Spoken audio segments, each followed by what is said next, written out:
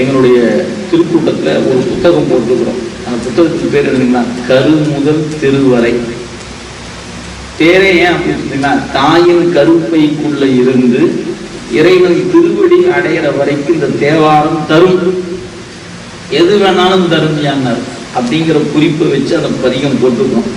அந்த புத்தகம் தமிழகத்துல 1,00,000 பிரதியை தாண்டி இன்னைக்கு மக்கள் இடத்துல போயிருக்கு.